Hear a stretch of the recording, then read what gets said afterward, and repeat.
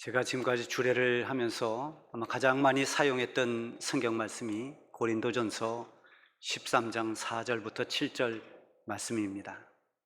여기에 보면 사랑은 이러하고 이러하고 이렇게 쭉 나열이 되어 있습니다. 물론 고린도전서 13장은 전체가 사랑에 관한 말씀이라서 사랑장이다 이렇게 부르기도 합니다. 그런 가운데서도 특별히 이 4절부터 7절까지는 마치 사랑을 정의한 것처럼 또는 사랑의 특징처럼 사랑은 이러이러하다라고 말씀하고 있습니다. 거기에 시작하는 첫 부분을 보면 사랑은 오래 참고 이렇게 시작됩니다. 그리고 마지막 끝나는 곳은 모든 것을 견디느니라 이렇게 끝납니다. 그래서 그 시작과 마지막을 이렇게 연결해 보면 사랑은 오래 참고 견디느니라 이렇게 되는 거죠. 참고 견디지 못하고는 사랑할 수가 없습니다. 그야말로 사랑은 정말 오래 참고 견뎌내는 것입니다. 사람과 사람의 사랑도 마찬가지고 하나님의 사랑도 그렇습니다. 하나님께서 우리를 사랑하셔서 독생자 예수님을 우리에게 보내주셨습니다. 하나님의 독생자로 오신 예수님을 통해서 우리는 하나님의 사랑을 보았습니다. 예수님의 십자가의 고난과 죽음은 곧 하나님이 우리를 사랑한다는 증거입니다. 그래서 로마서 5장 8절 말씀에 보면은 우리가 아직 죄인 되었을 때 그리스도께서 우리를 위하여 죽으심으로 하나님께서 우리에 대한 자기의 사랑을 확증하셨느니라 이렇게 말씀하고 있습니다. 예수님이 십자가에 죽으신 그것은 바로 하나님이 우리를 얼마나 사랑하는지를 보여주는 확실한 증거라는 것입니다.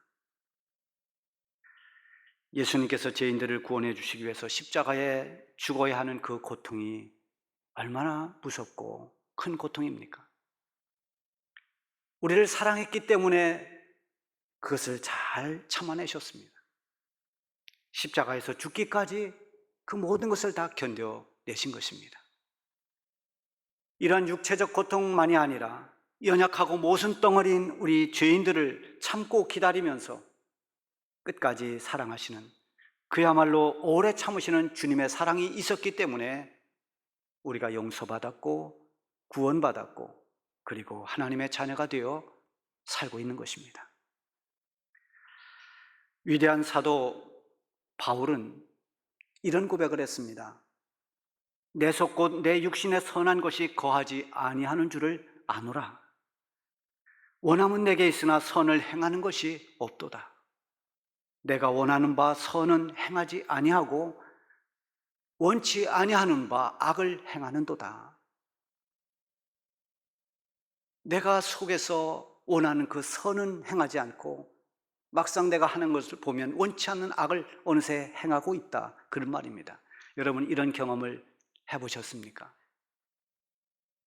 나는 주님 말씀대로 살기를 원하고 있는데, 나는 정말 온 마음과 정성과 뜻을 다해서 우리 주님을 섬기고 주님의 말씀을 따라 믿음으로 살고 싶은데, 내 삶을 보면 주님께 순종하는 길에서 멀어지고 주님이 원하시는 바와는 전혀 다른 길로 갈 때가 얼마나 많습니까? 그렇다면 우리가 이렇게 무너질 때, 내가 방황하고 있을 때 주님은 우리를 버리셨을까요? 아닙니다. 주님은 우리를 결코 버린 적이 없습니다. 주님은 기다리셨습니다. 오래 참으시고 기다리십니다. 마치 집 나간 탕자를 기다리는 아버지처럼 그렇게 우리가 방황하고 흔들릴 때 우리를 참고 견디며 기다려 주셨습니다. 이것이 바로 하나님 사랑입니다. 사랑하니까 기다리시고, 사랑하기 때문에 용서하시고, 사랑하기에 회복하기까지 참고 기다려 주신 것입니다. 예수님의 가장 사랑받던 수제자 베드로가 고향 갈릴리로 돌아가서 갈릴리 호수에서 고기를 잡습니다. 베드로가 부름받기 전에 본래 직업이 어부였습니다. 그래서 갈릴리 호수에서 자랐고 그곳에서 어부로 지냈기에 그가 고기를 잡는 일은 어색한 일이 아닙니다. 아주 익숙한 일입니다. 그런데 베드로가 고기를 잡겠다고 배에 올랐지만 밤새 아무것도 잡지 못했다고 했습니다.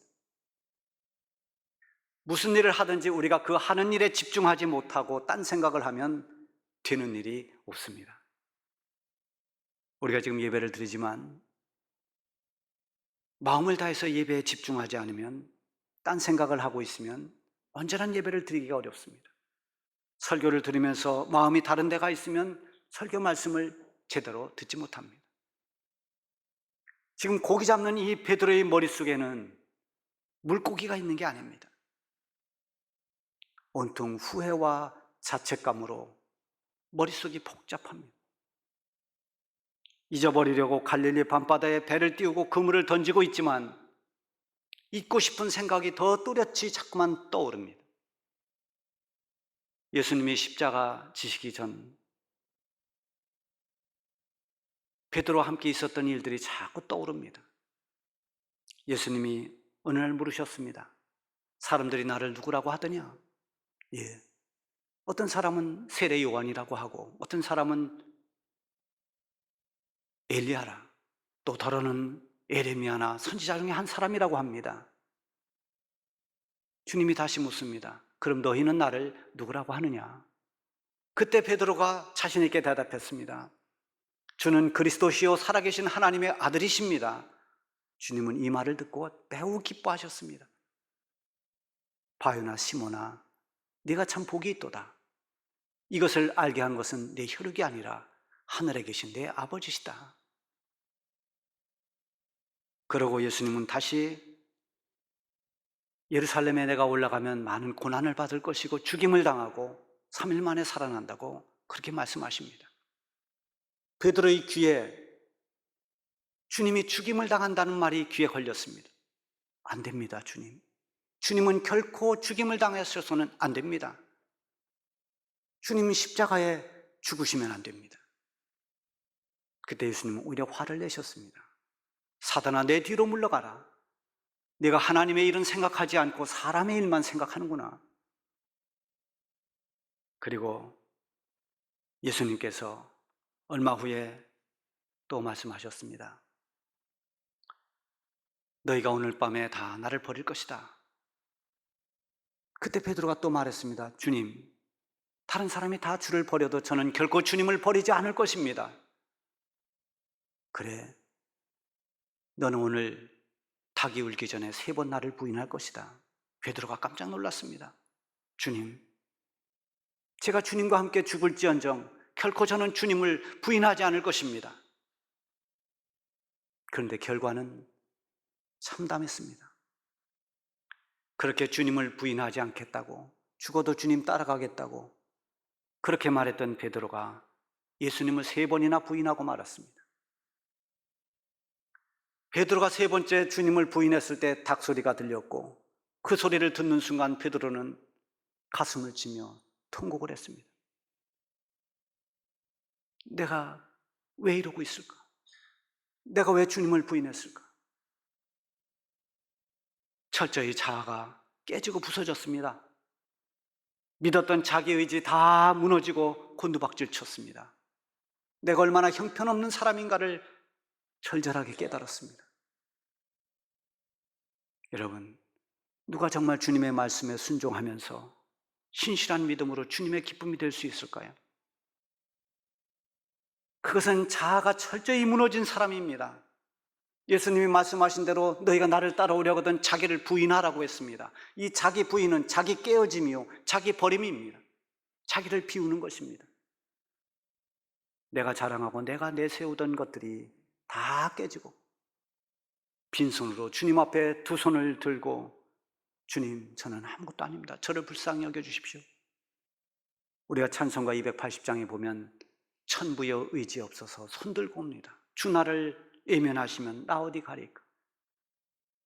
이렇게 주님 앞에 손드는 자세가 필요합니다. 내가 아무것도 아님을 알고 주님 그 앞에 긍휼을 구하는 자기 깨어짐이 있을 때 비로소 주님의 은혜가 커 보이고 주님의 사랑이 귀해 보이는 것입니다. 베드로가 갈릴리 호수 밤배를 타고 고기를 잡고 있지만은 그의 생각은 고기가 아닌 어리석었던 자신을 돌아보는 그런 중이었습니다. 집중하지 못하는 고기잡이는 빈 그물뿐이었습니다. 밤새 헛수고한 그 빈 그물은 마치 자기 자신의 모습과도 같았습니다. 방송인이고 수필작가로 활동했던 오혜령 씨가 쓴 당신이 없는 인생은 빈 그물이 오니라는 책이 있습니다. 거기에 보면 이런 글이 있습니다. 당신 없는 생의 호수에 그물을 던지고 물고기가 잡히기를 바랐던 지난 날들은 죽은 시간이었습니다. 오 주님, 이제 당신께서 그물을 채워주소서. 그러면 저는 비로소 살 것입니다. 인생의 가장자리에 서 계신 부활의 주님, 당신 없이 한평생 수고해 보아야 우리 인생은 빈 그물이 옵니다. 날마다 호숫가에서 저희를 기다리시는 당신을 바라보게 하옵소서. 좀 주님을 떠나온 이 베드로는 마치 빈 그물 인생과 같았을 것입니다. 매번 헛그물질을 하는 그 텅 비어있는 그물이 실패한 자신의 모습처럼 그렇게 보였을 것입니다. 그러면서 날이 새기 시작합니다. 그때 부활하신 주님이 나타나셨습니다. 그리고 말씀하십니다. 그물을 배 오른편에 던지라. 말씀대로 배 오른편에 그물을 던졌더니 그물이 찢어질 만큼 가득 고기가 잡혔습니다. 그 순간 베드로와 제자들은 이분이 예수님이라는 걸 알았습니다. 그들은 배에서 내려서 예수님을 만납니다. 예수님을 만나서 같이 조반을 함께 합니다. 아침 식사를 하는데 예수님께서 구운 생선, 떡을 건네주셨습니다. 제자들은 말이 없습니다. 고개를 들지 못합니다. 얼마나 부끄럽습니까? 무슨 할 말이 있겠습니까? 그래도 찾아와 주신 주님이 너무나 고맙고 감사할 뿐입니다. 조반을 다 먹은 뒤에 드디어 예수님이 베드로에게 물어보십니다. 시몬의 아들, 요한의 아들 시몬아, 네가 다른 사람보다 나를 더 사랑하느냐? 베드로가 대답했습니다. 주님, 그러하나이다. 제가 주님을 사랑하는 줄 주님이 아십니다. 내 양을 먹이라. 얼마가 지나고 다시 예수님은 묻습니다. 베드로에게 또 물으셨습니다. 요한의 아들 시몬아, 네가 나를 사랑하느냐? 주님, 그러하나이다. 내가 주님을 사랑하는 줄을 주님이 아시나이다. 그럼 내 양을 쳐라. 조금 시간이 지난 뒤에 다시 예수님이 세 번째 물으셨습니다. 요한의 아들 시몬아, 네가 나를 사랑하느냐? 그때 베드로는 근심했다고 했습니다. 한두 번도 아니고 벌써 세 번째 같은 질문을 하시니 얼마나 긴장이 됐을까요? 베드로가 대답합니다. 주님, 모든 것을 아시오매 내가 주님을 사랑하는 줄을 주께서 아시나이다. 그랬더니 주님께서 내 양을 먹이라 말씀하십니다. 여러분, 뭐든지 한 번은 얼떨결에 할 수 있습니다. 그러나 세 번은 그렇게 얼떨결에 할 수 있는 것이 아닙니다. 만약에 퀴즈대에서 내가 답을 잘 모르는데 4개 중에 하나를 골랐습니다. 근데 우연히 그것이 정답입니다. 근데 자기는 그게 정답인 줄 모릅니다. 진행하는 사람이 한 번 더 묻습니다. 기회를 한 번 더 드리겠습니다. 그냥 그대로 하시겠습니까? 답을 모르는 사람은 불안합니다. 이걸 바꿔야 되나? 그대로 해야 되나? 그래서 흔들리거나 바꿀 수 있죠. 그러나 답을 알고 확신하는 사람은 분명한 것은 아무리 뭐라고 해도 바꾸지 않습니다. 3번 아니라 10번을 물어도 똑같이 대답할 수 있습니다. 예수님이 체포돼서 가야바 법정에 끌려갈 때 베드로는 한 여종 앞에서 나는 예수님을 모른다고, 나는 그가 누군지 모른다고 부인했습니다. 얼마 후에 다시 또 예수님을 부인했습니다. 그리고 세 번째 역시 나는 예수를 모른다고 그렇게 부인했습니다. 얼떨결에 그랬다고 할 수가 없습니다. 이제 3-4번을 했으니 변명할 수도 없습니다. 그렇게 예수님을 부인한 것은 무의식적으로 한 것이 아니라 이건 3번은 분명히 의식적으로 예수님을 부인한 것입니다. 그런데 예수님은 베드로에게 똑같은 질문을 3번 또 하십니다. 내가 나를 사랑하느냐? 주님, 그러하나이다. 제가 주님 사랑하는 줄을 주님이 아십니다. 3번 했습니다. 주님은 예수님을 부인하고 괴로워하는 이 죄책감에 눌려있는 베드로에게 예수님을 사랑한다는 고백을 할 수 있는 기회를 주셨습니다. 이제 나는 예수를 모른다가 아니라 나는 주님을 사랑합니다.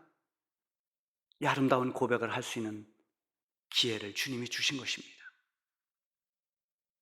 부끄러운 부인을 털어버릴 수 있는 새로운 기회를 주십니다. 지금 주님, 제가 주님 사랑한 거 주님이 아십니다 라는 이 베드로, 그것은 거짓 없는 진심입니다. 마음 깊이 베드로는 주님을 사랑했습니다. 그래서 자신 있게 대답합니다. 그렇습니다. 내가 주님 사랑하는 것은 주님이 아십니다. 과거에는 다 나는 부인 않겠습니다.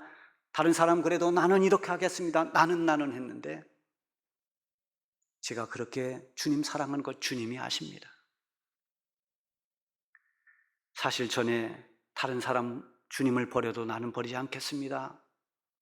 내가 주님 함께 가면서 죽을지언정 나는 주님 부인하지 않겠습니다. 이 말 역시도 속이려고 한 말은 아니었습니다. 베드로는 정말 그렇게 마음먹었고 그렇게 하고 싶었던 것입니다. 그런데 바울의 고백처럼 원하는 그 말은 나오지 않고 원치 않는 말을 했습니다. 이게 우리의 약함입니다. 우리 마음대로 우리 의지대로 모든 게 되는 것이 결코 아닙니다. 그래서 우리는 주님이 필요합니다. 이런 우리의 약함을 가장 잘 아시는 분이 우리 주님이십니다. 그래서 우리가 실수했다고 금방 버리거나 징계하지 않습니다. 참고 기다리십니다. 답답해도 참으십니다. 그리고 돌아오도록 도와주십니다. 회복할 기회를 주시고 다시 일으켜 세워주십니다. 실패하고 주눅든 이 베드로에게 찾아오신 예수님은 베드로에게 새로운 고백을 할 수 있도록 하셨습니다. 이제는 부인하는 말이 아닌 사랑한다는 그 말을 할 수 있게 하셨습니다. 그리고 주님은 베드로의 그 고백을 받아주셨습니다. 우리가 아무리 의지가 강하고 믿음이 단단하다고, 그래서 그것 때문에 우리가 여기까지 왔다고 말할 수 있는 사람은 없습니다. 우리도 베드로처럼 때론 넘어지고 때로는 실수하고 실패합니다. 우리가 원치 않는 불순종의 길로 가기도 했습니다. 그러나 주님은 우리를 찾아오셔서 우리를 새로워질 수 있는 은혜를 공급해 주십니다. 그 은혜 때문에 지금 우리가 여기에 있는 것입니다. 그 은혜 때문에 우리가 지금 믿음으로 살아갈 수 있는 것입니다. 그 은혜, 그 사랑 앞에 우리가 보여야 할 것은 주님을 진심으로 사랑하는 것입니다. 주님은 베드로에게 다른 어떤 것도 묻지 않았습니다. 너 신앙 고백은 잘하더니, 너 내 앞에서 그렇게 큰 소리는 치더니 어째서 나를 부인했느냐? 네가 그럴 수가 있느냐? 이런 말씀 하지 않습니다. 단 한 가지 확인하시는 것, 주님께서 듣고 싶은 말은 주님, 제가 주님을 진심으로 사랑합니다. 이 말이었습니다. 주님은 오늘 이 설교를 통해서도 우리에게 묻습니다. 아무개야, 너는 정말 나를 사랑하느냐? 15절에 보면 내가 이 사람들보다 나를 더 사랑하느냐 이렇게 물으십니다. 내가 지금 집착하고 있는 그 어떤 것보다 내 영혼을 살리려고 십자가 지신 예수님을 더 사랑해야 주님을 사랑하는 겁니다. 이 세상의 어떤 명예보다, 돈보다, 내가 좋아하는 어떤 것보다, 사람보다 나를 구원해 주신 나의 구원자이신 예수님을 더 사랑해야 하는 것입니다. 예수님은 이미 우리를 사랑하십니다. 이 세상 그 어떤 것보다도 우리의 영혼을 더 사랑하십니다. 주님의 사랑은 부족함이 없고 모자람이 없습니다. 십자가에서 보여주신 그 사랑처럼 우리 주님이 우리를 사랑하는 그 사랑은 생명을 내주시는 데까지 가는 그런 사랑입니다. 이런 주님의 사랑에 우리는 응답해야 됩니다. 진심으로 주님을 사랑하면 주님이 아십니다. 주님이 인정하십니다. 주님은 베드로의 진심을 아셨습니다. 주님을 사랑한다는 그 고백을 받아주셨습니다.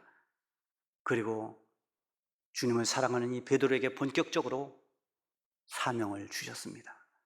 내 양을 쳐라, 내 양을 먹이라. 그리고 이제는 베드로가 자기가 원하는 길로 가지 않고 주님이 뜻하시는 그 길로 갈 것임을 말씀하고 있습니다. 주님을 사랑하는 사람, 주님이 사랑하는 사람, 이 사람은 그리스도인이라는 이름표만 달고 있는 사람이 아닙니다. 주님이 원하시는 그리스도인으로서의 사명을 감당하는 사람입니다.